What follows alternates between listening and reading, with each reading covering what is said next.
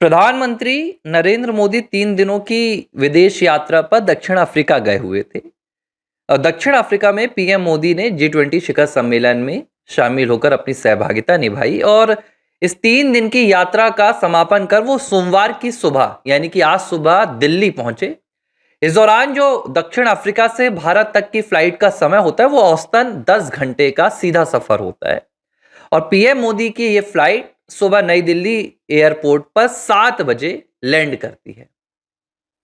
इसके ठीक 2.5 घंटे बाद 9:45 पर दिल्ली में ही राष्ट्रपति भवन में भारत के नए मुख्य न्यायाधीश सीजेआई सूर्यकांत का शपथ ग्रहण समारोह था, जहां बाकायदा प्रधानमंत्री नरेंद्र मोदी मौजूद नजर आते हैं, उपस्थित नजर आते हैं। और जब सभी ने प्रधानमंत्री नरेंद्र मोदी को इस छोटे से अंतराल के समय में अपना पूरा सफर खत्म कर बिना कोई रेस्ट लिए सीधे राष्ट्रपति भवन में देखा, सीजेआई की शपथ ग्रहण समारोह में देखा, तो उनकी नजर दूसरी पंक्ति में गई, जहां पर एक कुर्सी खाली थी। होता क्या है, जब राष्ट्रपति भवन हो या लोकसभा हो, ऐसे बड़े कार्यक्रम होते हैं तो सभी के लिए जो चेयर रहती है, जो कुर्सी रहती है, वो निर्धारित रहती है। जैसे उदाहरण के तौर पर ये प्रधानमंत्री की कुर्सी है, वहां पर नाम लिखा रहता है पीएम मोदी। ये होम मिनिस्टर की कुर्सी है, ये पूर्व सीजेआई की है, ये पूर्व उपराष्ट्रपति की है या वर्तमान उपराष्ट्रपति की है। सभी की कुर्सियों पर नाम लिखा होता है। प्रधानमंत्री अपनी कुर्सी पर जाकर बैठ गए।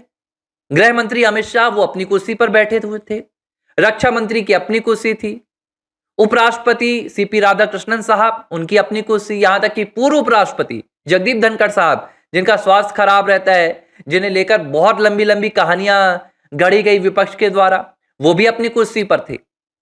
और खास बात यह कि इस शपथ ग्रहण समारोह में 6 देशों के मुख्य न्यायाधीश पहुंचे थे। नेपाल, श्रीलंका, मॉरिशस, मलेशिया, यहां के सीजेआई बैठे हुए थे। इतना बड़ा यह शपथ ग्रहण समारोह था। लेकिन इन तमाम कुर्सियों में एक कुर्सी खाली बैठी थी, जिस पर हर कैमरे की नजर गड़ गई। और यह कुर्सी किसी और की नहीं, बल्कि लोकसभा में विपक्ष के नेता राहुल गांधी की थी। और यह कुर्सी खाली होने का सिलसिला पहली बार नहीं देखा गया। जब से राहुल गांधी ने विपक्ष के पद की भूमिका शुरू की है, जब से उन्होंने लोकसभा में विपक्ष का पद धारण किया है, तब से हर बार ऐसे तमाम संवैधानिक समारोह में राहुल गांधी की यह कुर्सी खाली रहती है। उदाहरण के तौर पर आपको बता रहा हूं, स्वतंत्रता दिवस का कार्यक्रम था 15 अगस्त को। राहुल गांधी इस कार्यक्रम में नहीं पहुंचते हैं, जबकि यह भारत की आजादी का सबसे बड़ा कार्यक्रम था। इसके बाद नए उपराष्ट्रपति सीपी राधाकृष्णन का शपथ ग्रहण समारोह था। राहुल गांधी गायब हो जाते हैं, भाग जाते हैं। कहां भाग जाते हैं किसी को नहीं पता होता है, लेकिन राहुल गांधी की कुर्सी खाली थी। और यह लगातार तीसरा ऐसा मौका आ रहा है, लगातार तीसरा मौका, जब भारत के मुख्य न्यायाधीश उनका शपथ ग्रहण समारोह था, जो भारत की सबसे बड़ी न्यायालय होती है, संविधान का एक अंग होता है, वहां से भी राहुल गांधी भाग गए। सवाल उठता है कि प्रधानमंत्री नरेंद्र मोदी,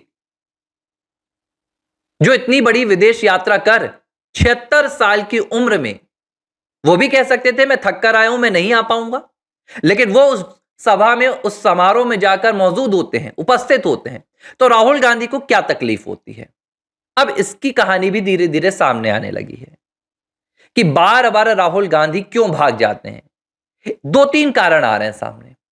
पहला कारण आ रहा है कि राहुल गांधी नरेंद्र मोदी का सामना नहीं कर पा रहे हैं, क्योंकि राहुल गांधी लगातार झूठ के प्रोपेगेंडा को, विदेशी साजिश को देश में फैला रहे हैं। और जब वो प्रधानमंत्री नरेंद्र मोदी को देखते हैं कि भाई उनके आसपास जाना होगा, उनसे आंखें मिलानी होगी, ऐसे कार्यक्रमों में अमूमन क्या होता है, एक दूसरे से अभिवादन किया जाता है, प्रधानमंत्री वहां मौजूद रहेंगे। देखिए, सभी का एक प्रोटोकॉल होता है। राष्ट्रपति भवन में पहले कौन पहुंचेगा, फिर प्रधानमंत्री पहुंचेंगे, फिर लोकसभा में विपक्ष का नेता पहुंचेगा, तो अभिवादन करना होता है। राहुल गांधी अपनी राजशाही मानसिकता में इतना ज्यादा डूब गए हैं कि उन्हें इस बात से शर्म आती है, उन्हें भय लगता है कि अगर मैंने प्रधानमंत्री के सामने हाथ जोड़ दिया और उनका अभिवादन कर दिया, तो मेरा कद गिर जाएगा, क्योंकि प्रधानमंत्री नरेंद्र मोदी एक चाय वाले के बेटे हैं। उनकी मां बर्तन धोती थी, उनकी मां कपड़े धोती थी, लोगों के घरों में पानी भरती थी। राहुल गांधी को अभी कतई स्वीकार नहीं है, क्योंकि वो अहंकार की पराकाष्ठा में पहुंच चुके हैं। उनकी राजशाही मानसिकता उफान मार रही है। ये तो एक उनका अहंकार हो गया। और दूसरी वजह जो है, ये और दिलचस्प है। दरअसल राहुल गांधी एक इकोसिस्टम तैयार कर रहे हैं, और ये इकोसिस्टम सिर्फ राहुल गांधी अपने दिमाग से तैयार नहीं कर रहे हैं।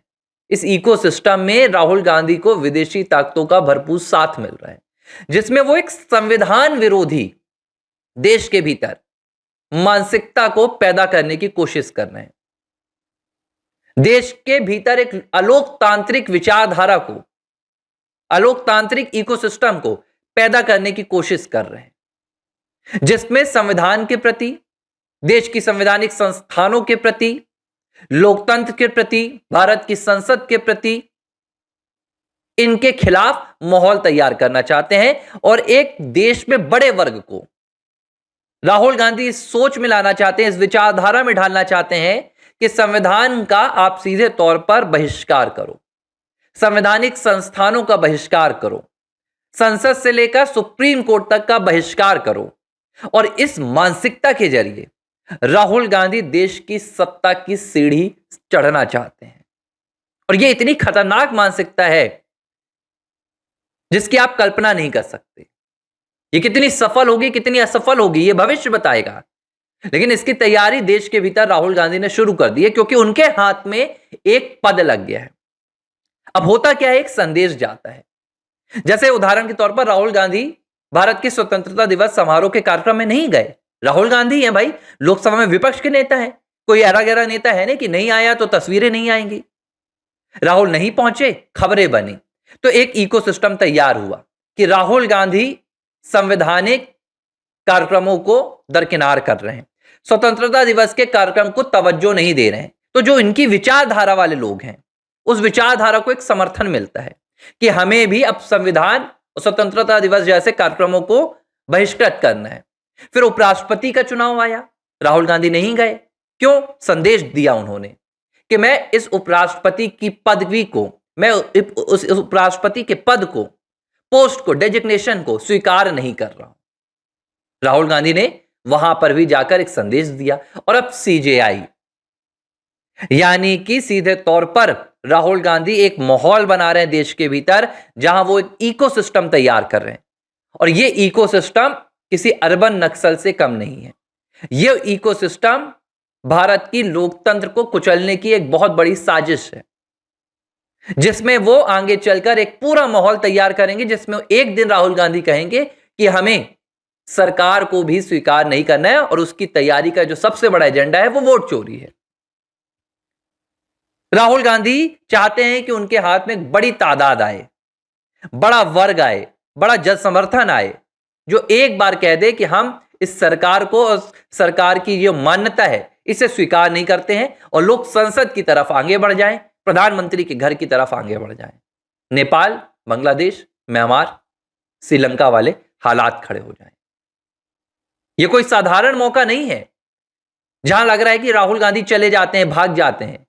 इसके पीछे एक सोची समझी साजिश है। अब जाते कहां हैं यह नहीं पता। विदेश भाग गए, किसी और के घर में छुप जाते हैं, क्या बहाना बनाते हैं, यह राहुल गांधी को आके स्पष्टीकरण देना होगा।